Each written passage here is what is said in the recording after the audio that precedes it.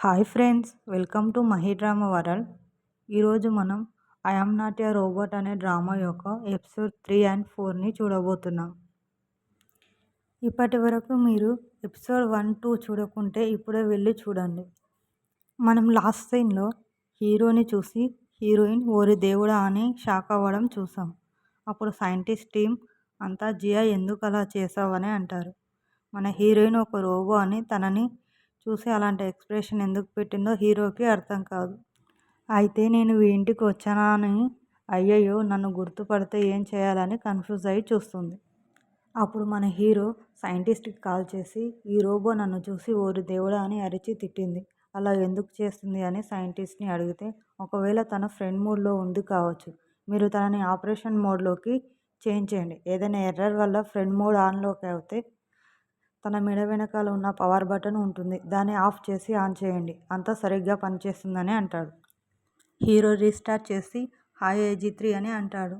అప్పుడు ఏజీ3 మీరు అంటే నాకు చాలా ఇష్టం మాస్టర్, నేను మీకు ఏ విధంగా సహాయపడగలను అని అంటుంది.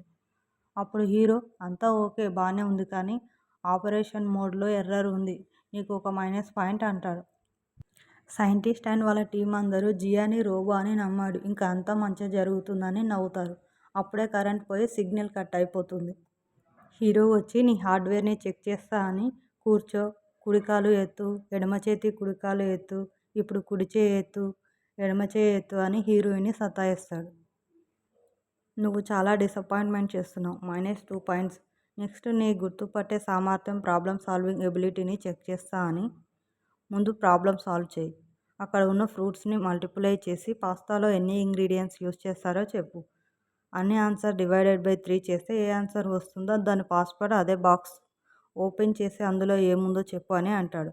దీనికోసం నీకు 3 minutes టైం ఇస్తున్నా అని టైమర్ ఆన్ చేస్తాడు. అప్పుడు మన హీరో నేను చిన్నప్పటి నుంచి మ్యాథ్స్ వదిలేసారా సచ్చినోడా అని తిట్టుకుంటుంది. ఆ తర్వాత ఏం చేయాలో తెలియక బాక్స్ని పగలగొట్టి ఇందులో ఎగ్ ఉంది మాస్టర్ అని చూపిస్తుంది. అప్పుడు హీరో ఒక రోబోకి ప్రాబ్లం సాల్వ్ చేసే ఎబిలిటీ నేను నమ్మలేకున్నా అని అంటాడు. ఈ ఎగ్ని 10 సెకండ్ల లోపల పగలగొట్టి నాకు ఒలిచి ఇవ్వు అని అంటాడు. తలకి కొట్టుకొని ఒలిచి ఇస్తుంది హీరోయిన్. అప్పుడు హీరో ఈ రోబో ఎంత క్రియేటివ్ ఎంత స్మార్ట్ అని పొగుడతాడు. హీరోయిన్ నా జీవితంలో నన్ను ఒకరు స్మార్ట్ అంటే వింటున్నా, కానీ వీడి నోటి నుండి వింటున్నా, అది చాలా డిసప్పాయింట్మెంట్గా ఉంది అని అనుకుంటుంది. నెక్స్ట్ హీరో నేను ఇంగ్లీష్లో అడుగుతా, నువ్వు ఫ్రెంచ్లో ఆన్సర్ ఇవ్వు అంటే హీరోయిన్కి ఇంగ్లీషే రాదు, ఇంకా ఫ్రెంచ్లో ఏం ఆన్సర్ ఇస్తుంది. అప్పుడు నా foreign language function out of ఆర్డర్లో ఉంది, ఇప్పుడు కుదరదు అంటుంది. నెక్స్ట్ ఒక డాల్ని చూపించి దాని సీరియల్ నెంబర్ చెప్పు అంటే అన్ని డీటెయిల్స్ నాకు తెలుసు అని చెప్తుంది. లాస్ట్లో దానికి నా డబ్బులు కూడా ఇవ్వలే అని తిట్టుకుంటుంది.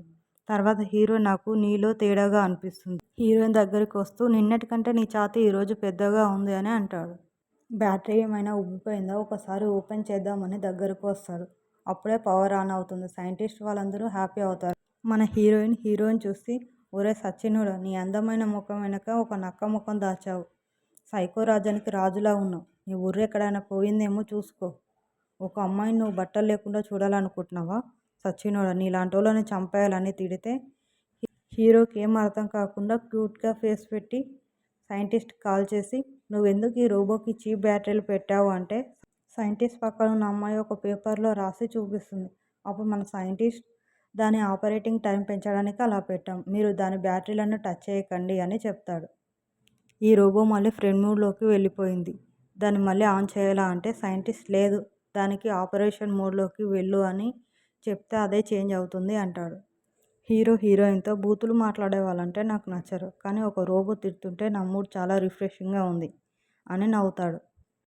ఆపరేషన్ మోడ్లోకి చేంజ్ అవ్వు అని అంటే సరే మాస్టర్ అంటుంది హీరోయిన్తో హీరో నీకు మొరాలిటీ టెస్ట్ పెడతాను, ఒక దొంగ నాకు పాడైపోయిన వస్తువు ఇచ్చి నా నెక్లెస్ దొంగిలించింది, తనని జైలుకు పంపాలా లేదా నెక్లెస్ మాత్రమే తీసుకోవాలా అంటే ఏజీ3 నేరం చేసినందుకు 3 ఏళ్ళు జైలు శిక్ష, కేసు పెడితే మళ్ళీ ఇలా చేయకుండా ఉంటారు అని అంటుంది.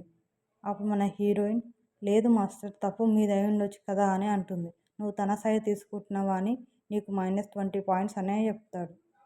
హీరో టాబ్లెట్స్ వేసుకుంటుంటే గొంతులో ఇరుక్కుపోయి బ్రీతింగ్ ప్రాబ్లం అవుతుంది. హీరోయిన్ వెంటనే పరిగెత్తుకెళ్ళి టాబ్లెట్ బయటికి వచ్చేలా వెనక కొడుతుంది. అప్పుడు హీరోయిన్తో నువ్వేం చేస్తావు అని అంటే, మీకు మెడికల్ ఎమర్జెన్సీ అటెన్షన్ కావాల్సి వచ్చింది, అందుకే ఇలా చేశా. మీరు నా కోసం ట్రైనింగ్ ఇస్తే నేను మీకోసం ఇలాంటి పనులు చాలా చేస్తాను మాస్టర్ అంటుంది. తిరిగి వెళ్ళాక సైంటిస్ట్ ఎందుకు ఇలా చేసావు, చేయడం వల్ల ఎంత ప్రాబ్లం అవుతుందో తెలుసా, ఈ ప్రాజెక్ట్ విలువ ఎంతో తెలుసా అని అరుస్తాడు. హీరోయిన్ సైంటిస్ట్తో రోబో ఫేస్ మార్చని అక్కడి నుంచి వెళ్ళిపోతుంది. సైంటిస్ట్ ఇంకా తనేం మారలేదు, కొంచెం కూడా మారలేదు, కొంచెం కూడా డెవలప్మెంట్ లేదు, గతంలో కూడా అలాగే వెళ్ళిపోయింది, ఇంకా అలానే ఉంది అని ఫీల్ అవుతాడు. నెక్స్ట్ సీన్లో hero friend hello Martin contract ready అయిందని మాట్లాడుతుంటారు. హీరో కాల్ చేసి మనం దయాన్షిప్ బిల్డింగ్స్ రీసెర్చ్ టీమ్ని బోల్డ్ గ్రూప్కి అమ్మట్లేదు అని అంటాడు. కానీ రేపు మన కాంట్రాక్ట్ సైన్ చేయబోతున్నాం కదా, ఇప్పుడు ఎందుకు ఇలా చెప్తున్నావు అని హీరో ఫ్రెండ్ అంటాడు. నేనేం చెప్తానో అదే చేయని హీరో అంటాడు. తర్వాత హీరోయిన్ వాళ్ళ వదిన వాళ్ళ పాపని చూపిస్తారు. హీరోయిన్ ట్రీట్ ఇస్తుంది, నాకు చాలా డబ్బులు వచ్చాయని. వాళ్ళ వదిన నీ బట్టలు వాష్ చేస్తుంటే నీ పాకెట్లో ఈ లాకెట్ దొరికిందని ఇస్తుంది. హీరోకి కాల్ చేసి నాకు నీ నెక్లెస్ దొరికింది, ఎక్కడికి పంపించాలో అడ్రస్ చెప్పు అని అంటుంది.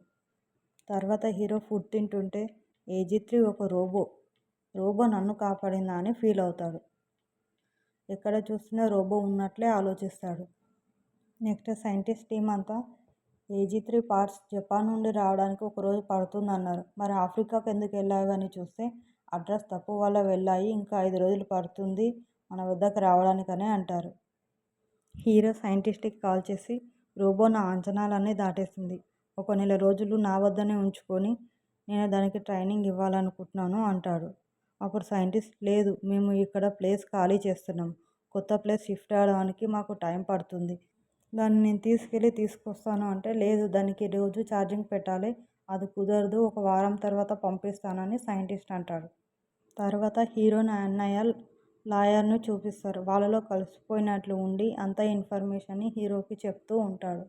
హీరోని వాళ్ళ పేరెంట్స్ సమాధి వద్ద చూపిస్తారు. హీరో అంటాడు, మీరు లేక నేను 15 సంవత్సరాలు అయింది, మీరు లేకుండా నేను ఇలా బ్రతికే ఉన్నా అని చాలా ఎమోషనల్ అవుతాడు.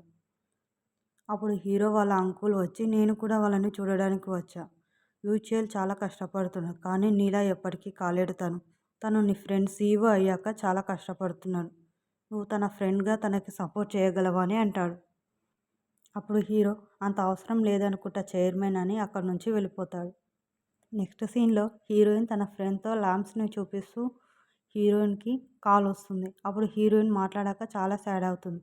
తన ఫ్రెండ్తో KM financial manager judging postpone చేశారు అని ఫీల్ అవుతుంది. తన ఫ్రెండ్ బాస్ డెసిషన్ అయితే మనం ఏం చేయలేం కదా అని అంటారు.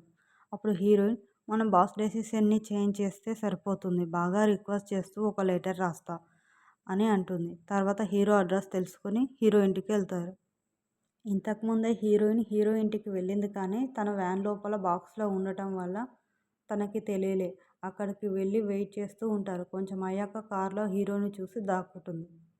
అప్పుడు హీరోయిన్ కొంపదీసి ఈ దరిద్రుడు KM ఫినాన్షియల్కి బాసా ఏంటి అని. నెక్స్ట్ సీన్లో వాళ్ళ అన్నయ్య హీరోయిన్తో మనీ ఎలా ఇచ్చావు, అంత మనీ ఎలా వచ్చాయి నీకు, లోన్ తీసుకున్నావా అని హీరోయిన్ని అడుగుతారు. లేదు, నేను పార్ట్ టైం జాబ్ చేసి ఇచ్చా అని హీరోయిన్ అంటుంది. హీరోయిన్ వాళ్ళ అన్నయ్య వినకుండా తన రూమ్లోకి వెళ్ళి నిజం చెప్పు అని హాట్ ల్యాంప్లని పగలగొట్టేశాడు. వాళ్ళ అన్నయ్య మనీ ఎలా వచ్చిందో చెప్పు, అప్పటి వరకు నువ్వు ఇంటికి రాకు, వెళ్ళిపో అని అంటే హీరోయిన్ ఏడుస్తూ నేను ఎప్పుడైనా లోన్ తీసుకున్నానా, ఎప్పుడైనా చెడ్డ పనులు చేశానా, ఇది నా లాస్ట్ హోప్ అన్నయ్య అని అంటుంది. నన్ను నీ ఫ్యామిలీ అని ఎందుకు అనుకోవు, నాకు నచ్చిన పని ఎందుకు చేయనివ్వవు, నీకు నచ్చినట్లు చేసుకోవాలంటే వెళ్ళిపో అని హీరోయిన్ వాళ్ళ అన్నయ్య అంటాడు. వాళ్ళ వదిన వచ్చి ఎక్కడికి వెళ్తావు, మీ అన్నయ్య అలా అంటాడు కదా, నీకు తెలుసు కదా ఇక్కడే ఉన్నావు అంటే లేదు, నేను నా ఫ్రెండ్ అయిన సున్హే దగ్గరికి వెళ్తాను అని వెళ్తుంది. హీరోయిన్ తను తయారు చేసిన వస్తువులన్నీ అమ్మేద్దామని చూస్తుంది, కానీ ఎవరూ తీసుకోరు. అప్పుడు తన పాస్ట్ని చూపిస్తారు. వాళ్ళ నాన్నతో నా ఫ్రెండ్ కాలుకి దెబ్బ తాకింది, తను నడవలేకపోతుంది, తనకి ఇలాంటిది తయారు చేస్తే అప్పుడు వాళ్ళ నాన్న నాకు నీ మీద నమ్మకం ఉంది జియా, నువ్వు చేయగలవు, నువ్వు చాలా టాలెంట్ అని తనని పొగుడుతాడు. వాళ్ళ ఫ్రెండ్స్ నువ్వు చాలా బాగా చేస్తావు జియా అని అంటారు. సైంటిస్ట్ వాళ్ళ టీం హీరోయిన్ని నువ్వు రోబోట్గా యాక్ట్ చేస్తే బాగుంటుంది అని అడుగుతారు. అప్పుడు హీరోయిన్ తన ఫ్రెండ్ అయిన సున్హేతో నేను హీరోకి ఈ ల్యాంప్స్ గురించి తెలిసేలా చేస్తా అని అంటుంది. ఇది చాలామందికి యూజ్ అవుతుంది. నేను ఒక రోబోట్గా వెళ్ళి ఇదంతా చేస్తాను అని అంటుంది. సైంటిస్ట్ టీం దగ్గరతో తనతో అంత హార్ష్గా మాట్లాడకుండా ఉండాల్సిందని సైంటిస్ట్ టీం అంతా సైంటిస్ట్కి చెప్తారు. నెక్స్ట్ సీన్లో హీరోయిన్ని చూసి సైంటిస్ట్ టీం అంతా షాక్ అవుతారు. సైంటిస్ట్ హీరోయిన్తో రీజన్ ఏంటి నువ్వు రావడానికి అంటే, నేను $10,000 తీసుకున్నా కదా, అది చాలా ఎక్కువ అనిపిస్తుంది, ఫ్రీగా చేస్తా, కానీ నాకు ఒక కండిషన్ ఉంది, ఇక్కడ ఉండడానికి నాకు ప్లేస్ కావాలి, ఫుడ్ కావాలి అని తన లగేజ్ చూపిస్తుంది. అప్పుడు సైంటిస్ట్ వాళ్ళు మేము కూడా ఇక్కడ నుంచి షిఫ్ట్ అవుతున్నాం అని చెప్తారు. వాళ్ళు వెళ్ళాక అక్కడికి హీరో అంకుల్ పంపించిన రౌడీలు వచ్చి ఇక్కడ శాంటా మేరియా టీం లేదు అని చెప్తారు. బోల్డ్ గ్రూప్ డైరెక్టర్తో హీరో అంకుల్ AG3ని మీకు ఇస్తాను అని అంటాడు. నెక్స్ట్ సీన్లో వాళ్ళు హీరో ఇంటికి వెళ్ళి అక్కడ చాలా బాగుందని అంటారు. హీరో దగ్గర పనిచేసేది ఒకే ఒక పనేవాడు, అదే అంకుల్. అంకుల్ వచ్చి ఇక్కడ నేనే వాచ్మెన్, నేను మీకు కొన్ని రూల్స్ అండ్ రెగ్యులేషన్స్ చెప్తాను. అందులో ఫస్ట్ది, ఇక్కడ తిరగడానికి మీకు ఎలాంటి అనుమతి లేదు. ఒకవేళ మీరు తిరగాలనుకుంటే మీరు ఈ 20 మీటర్ల లోపే ఉండాలి అని చాలా రూల్స్ అండ్ రెగ్యులేషన్స్ చెప్పి వెళ్ళిపోతాడు. హీరోయిన్ని బ్యాగ్లో నుండి బయటికి తీస్తారు. అప్పుడు హీరోయిన్ తను అక్కడ కోటలో ఉంటాడు, మనకేమో ఇలాంటి స్టోరేజ్ రూమ్ ఇచ్చాడు, పెద్ద పిసినారు వాడు అని అంటుంది. తర్వాత అందరూ కూర్చొని తింటుంటారు. అప్పుడు హీరోయిన్కి వాళ్ళ దగ్గర ఉన్న రోబోట్ చూపిస్తారు. ఆ రోబో పేరు బేటెల్ అని చెప్తారు. స్పెట్స్ అమ్మాయిని చూపిస్తూ తన పేరు పై అని చెప్తారు. నువ్వు ప్లానెట్ ఆఫ్ ద ఆపీస్ అనే కోతుల సినిమా చూసావా, అదే పేరు వీడిది. ఇంకొకరు వీడు వాగుతూనే ఉంటాడు, అందుకే వీడికి శానిప్ అని పేరు పెట్టాము అంటాడు. అప్పుడు హీరోయిన్ సైంటిస్ట్కి నేను ఫంగస్ అబ్బాయి అని పేరు పెట్టా అని చెప్తుంది నిక్నేమ్గా. హీరోయిన్ ఫుడ్ ప్యాకెట్ చూసి ఇది ఎక్స్పైర్ అయిపోయింది అంటే సైంటిస్ట్ 6 months వరకు తినొచ్చు అని చెప్తాడు. నెక్స్ట్ సీన్లో హీరో సైంటిస్ట్తో AG3ని ఎలా ట్రైన్ చేయాలో చెప్పండి అంటే సైంటిస్ట్ ఇన్పుట్ ఎంటర్ అని అంటాడు. అర్థమయ్యేలా చెప్పానంటే AG3కి ఎక్స్ప్రెషన్ని అర్థం చేసుకోవడం తెలుసు, కానీ చాలామందిని తన ముందు ఉంచితే ఎర్రర్ అని వస్తుంది, కాబట్టి ఒక పర్సన్ మీద ఫోకస్ చేయాల్సి వస్తే ఇన్పుట్ బాగా పెరుగుతుందని సైంటిస్ట్ అంటాడు. హీరో సైంటిస్ట్తో నేను పర్సనల్గా ట్రైన్ చేయాలనుకుంటున్నా, ఎవరు చూడకూడదు అని అంటే, అయితే మీరు పాస్వర్డ్ సెట్ చేసుకుని అప్పుడు మీరు మాత్రమే చూడగలరు అని అంటాడు. అప్పుడు హీరో హీరోయిన్తో నేను నీ లోపల ఒక ప్రైవేట్ ఛాంబర్ని సెట్ చేయాలనుకుంటున్నాను అంటే, అయితే మీ పాస్వర్డ్ చెప్పానని హీరోయిన్ అంటుంది. అప్పుడు హీరో శాండ్విచ్ అని పెడతాడు. హీరో హీరోయిన్ దగ్గరికి వచ్చి నేను నీ లోపల ఒక ప్రైవేట్ ఛాంబర్ని సెట్ చేస్తా, అందులోకి ఎవరు వెళ్ళలేరు, నేను నిన్ను ట్రైన్ చేస్తాను, నీ బుర్రలోకి రాసి పెట్టుకో, ఇకపైన నీ ఫోకస్ అంతా నా మీదనే పెట్టు అని లవ్ ప్రపోజల్ లాగా చెప్తుంటే హీరోయిన్ హీరోని చూస్తూ ఉంటుంది.